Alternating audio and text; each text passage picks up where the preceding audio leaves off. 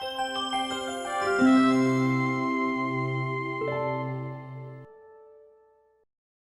am at my favorite place in the world, my condo in downtown Milwaukee. And this is my favorite time of the year. It's Christmas.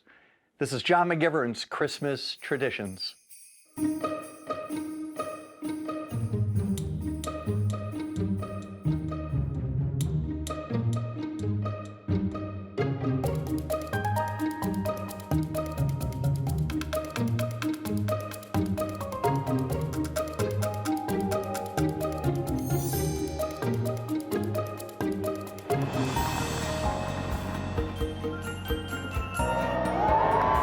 Merry Christmas. Merry Christmas, Michael. Merry Christmas, Merry John. Christmas, everybody. Happy holidays. I love it. You're the best. Merry Christmas. Thank you, pal. Merry Christmas. So here's a tradition I love. It's the Milwaukee City Christmas Tree. It's a tradition I've known my whole life. It's a tree that is donated by a resident of the city of Milwaukee. And we are standing in front of the Christmas tree for 2019. We are here hours before the chainsaw comes to remove it. Hey, John, how are you? Pretty good. Never hear that out of your bike. No, the things I do for this show. Snow tires? Snow tires, yeah. How did this tradition start? Donated trees, John, go back to 1989. Okay. But the city had a tree long, long before then. The first one was back in 1910, and it had kind of a surprising political twist.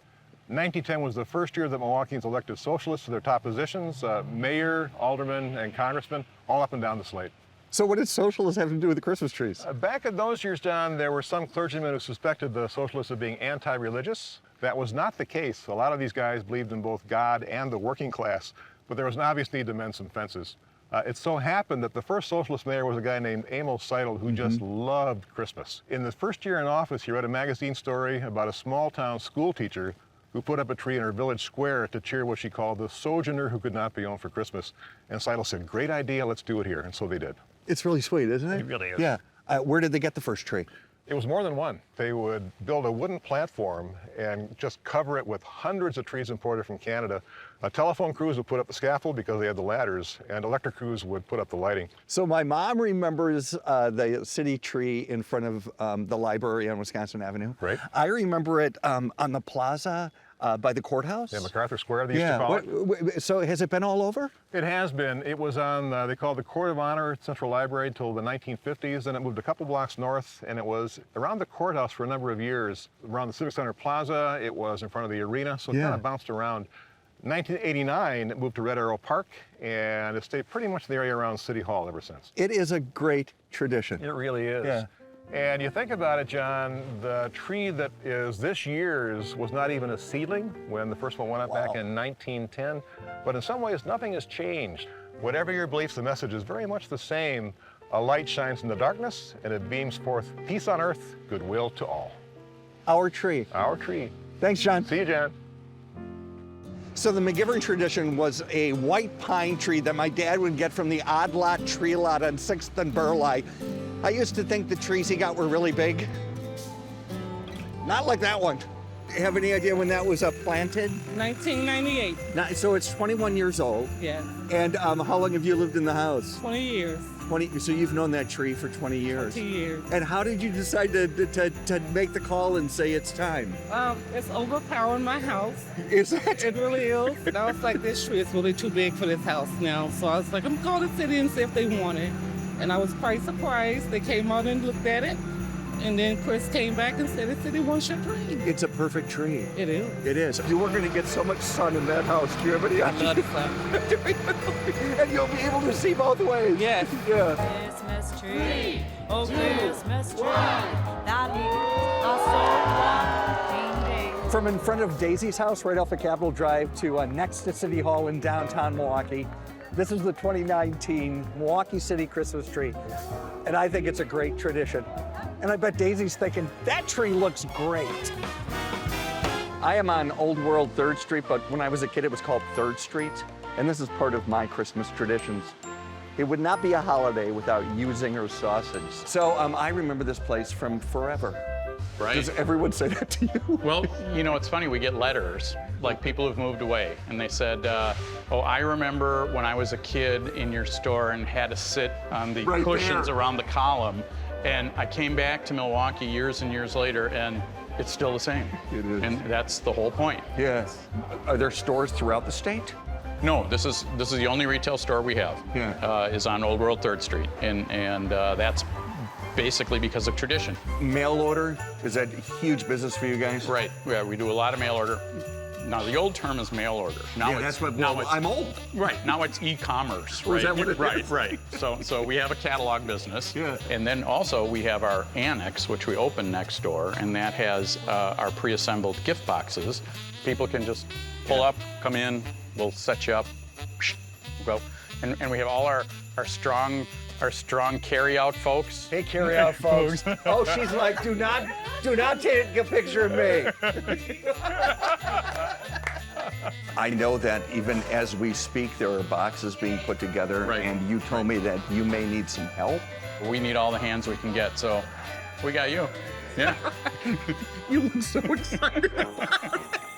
It's not just sausage thrown in a box. It's when you get a gift from Usingers, it's a gift. These are all wrapped. Right. These are hand wrapped in foil paper. The first step is the components themselves. Crackers first, then the hickory sticks are going to go in there. Right behind the crackers. Right. And then we're going to add some of our parchment, and then we're going to add our elfin explanations, and then we're going to add salami and our summer.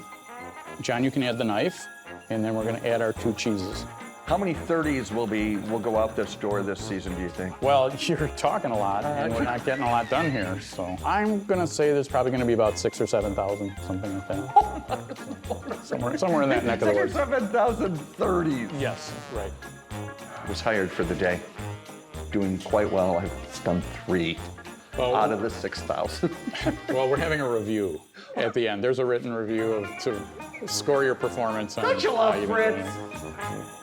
So I just came directly from Usingers to Ma Benches to pick up some herring, because if there's not sausage and herring on my Christmas table, people will be upset. Okay, I will be upset because the tradition continues. We had a tradition in our house growing up that my father would give my mom a box of chocolate-covered cherries for Christmas. My father passed, and my sister thought it would be a great thing to continue that tradition, so she gave my mother a wrapped box of chocolate-covered cherries, and my mother opened it up that Christmas and she said, "I've always hated these." The tradition, we had no idea.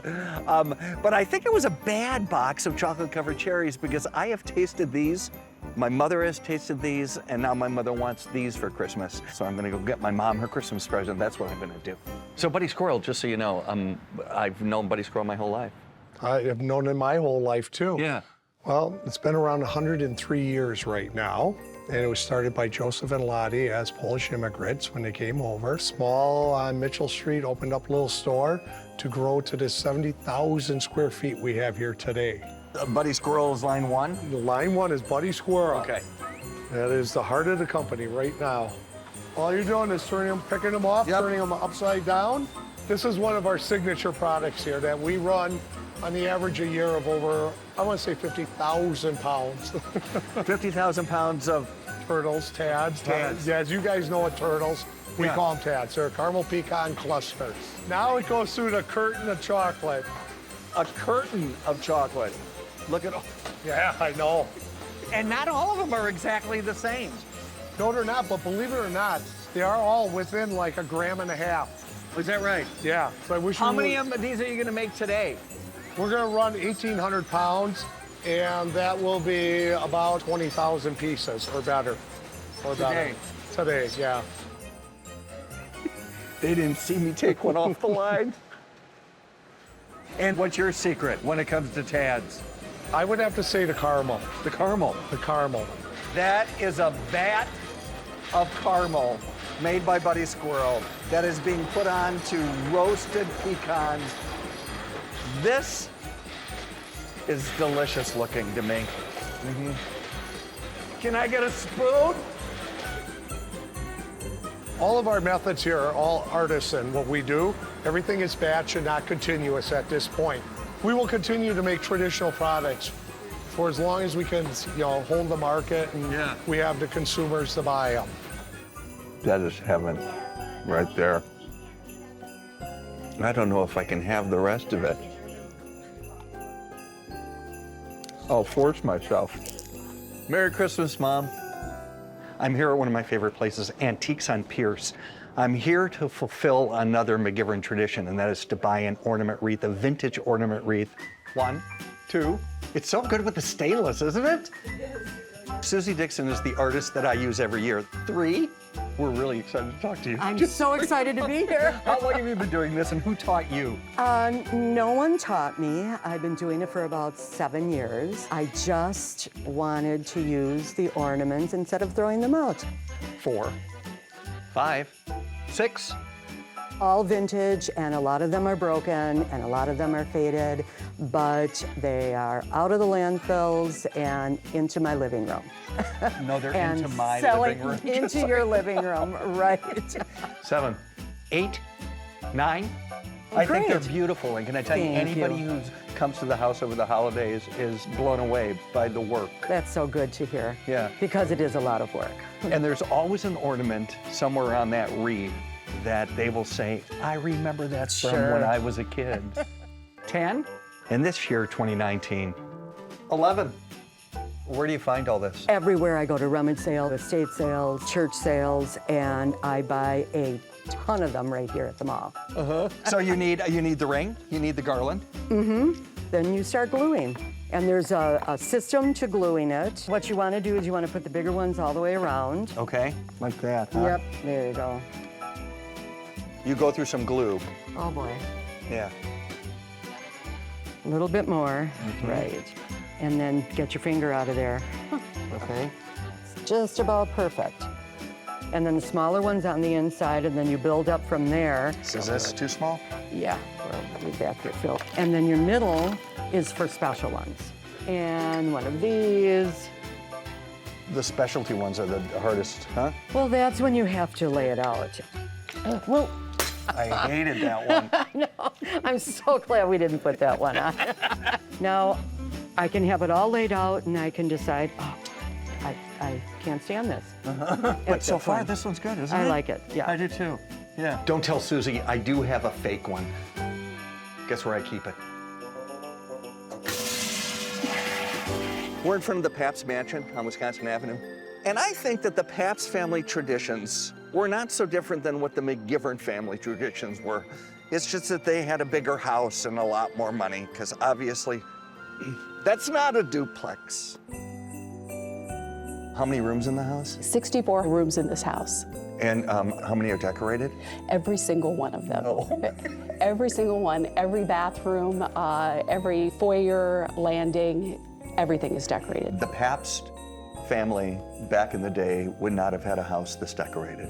Not in the least. Not in the least. Not in the least. It would be very isolated to the dinner table and the music room where they had their tree. And this is where they would have spent their Christmases. So Captain Pabst last Christmas, 1903, what do you get your father who has everything, who lives in this beautiful house? You get a round Jersey cow.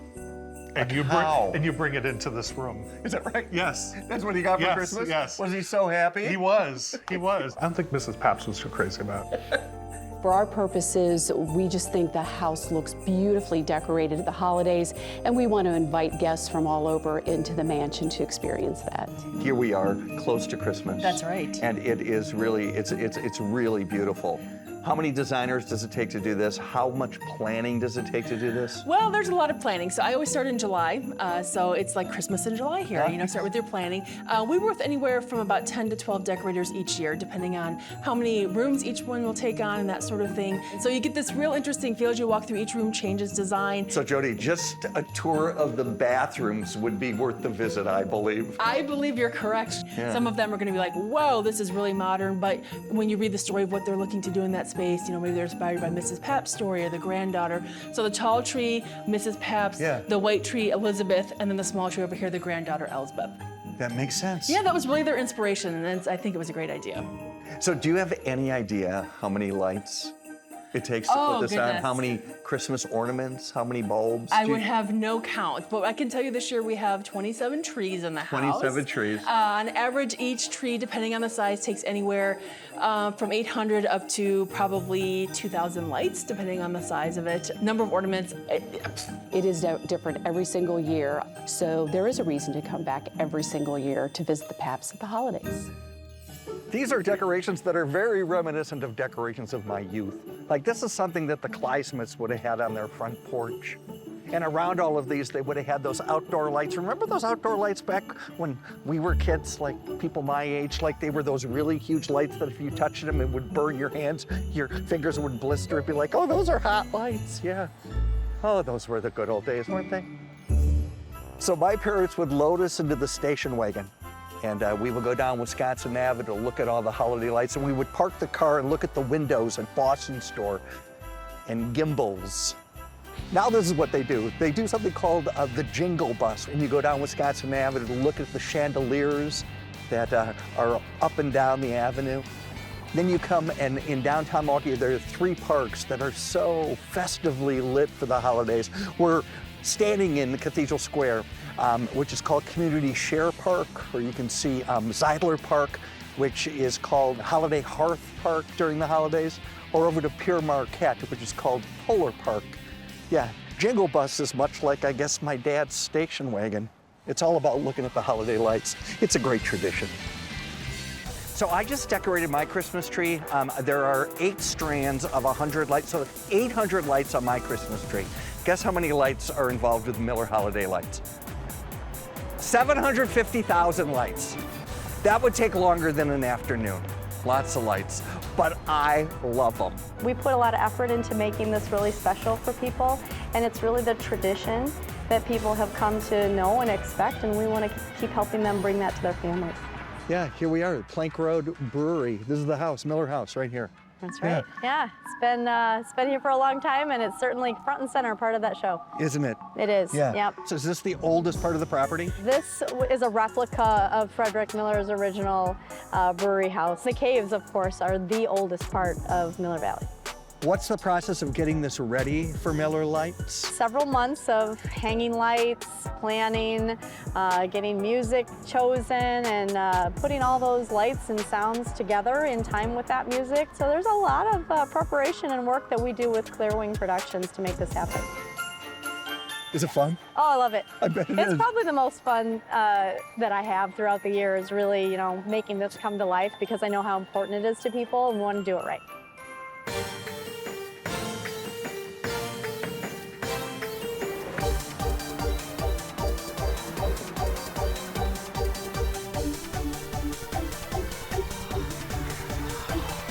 It's unbelievable. Miller Holiday Lights. It's a tradition. We're in Cedarburg today. Santa's here. Guess where he's at? He's at Santa's workshop. I'm going to say hi to Santa. He better remember me. Ho, ho, ho, it's John McGivern. I'm so excited.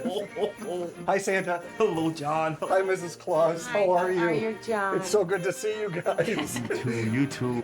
Do you remember me as a little kid? I do. Santa, you do? Do you were always a good boy, John? You were.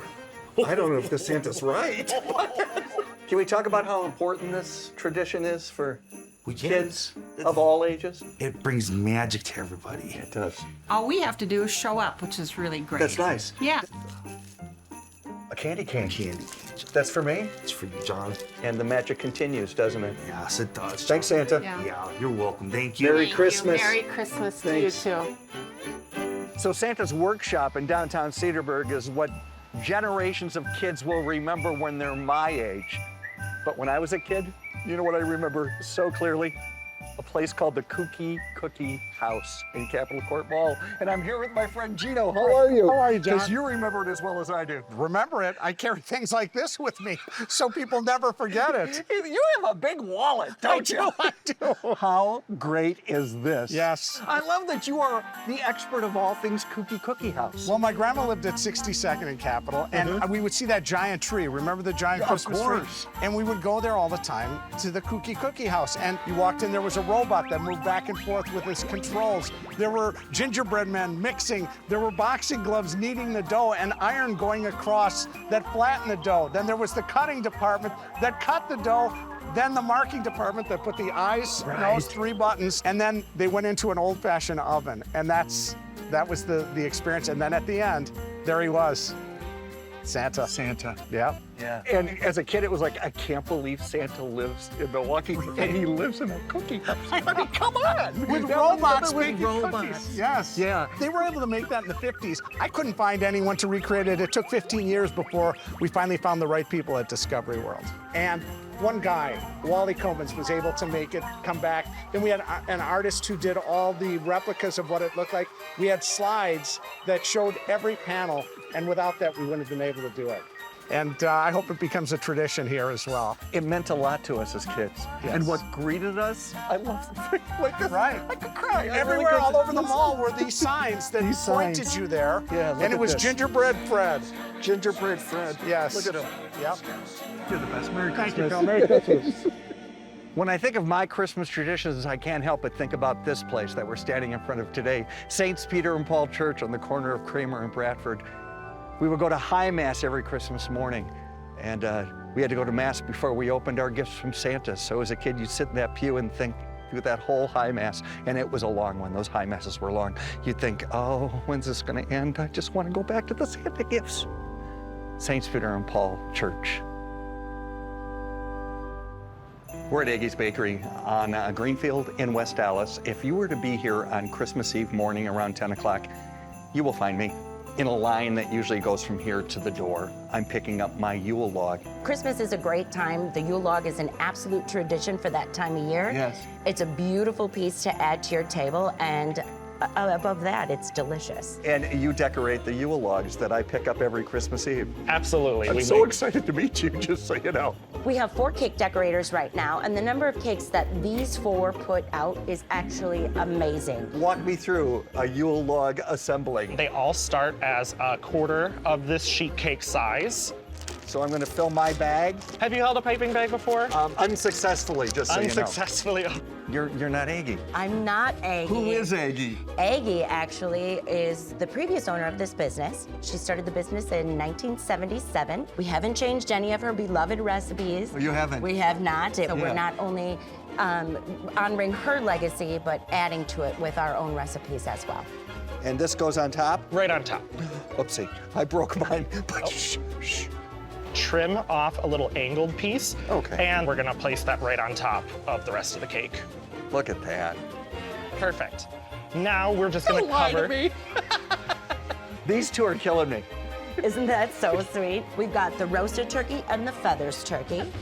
And then we have some other fun cakes. These are quick cakes that people can come and pick up anytime that they're ready. Why does mine have a... Oh.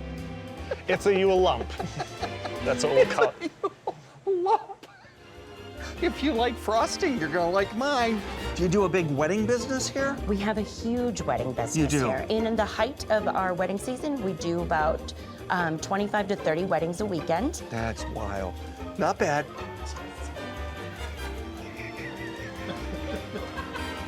You know what? It's a ski hill. And if you see any problem areas that you want to hide, you can add a little snow there too. Oh, okay. Here it is. You cannot come to this place and be sad. The second you walk in, you see the filled cases. Come you on. start thinking about what you're gonna get next. Yeah, it's a great Right. time, especially at Christmas. It's kind of sad, but those flowers really help.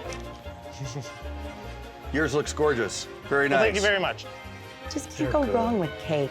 Cake is good. I It completely is. agree. This is the discounted one. And it's not day old. It's just made by somebody who had no idea what he was doing. So those are my Christmas traditions. And my hope is that no matter what you celebrate, that you are able to gather with those that you love most and acknowledge and embrace those traditions that are yours, because that's what this season is really all about.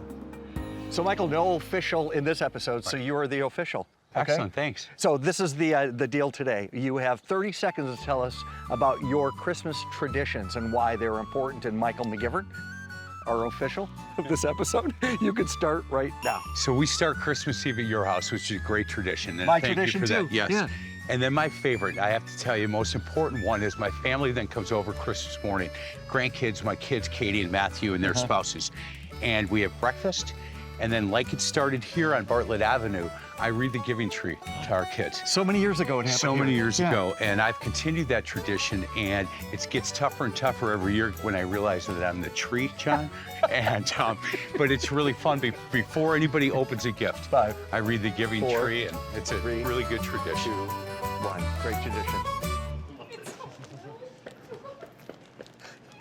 You people, you are just so not supportive.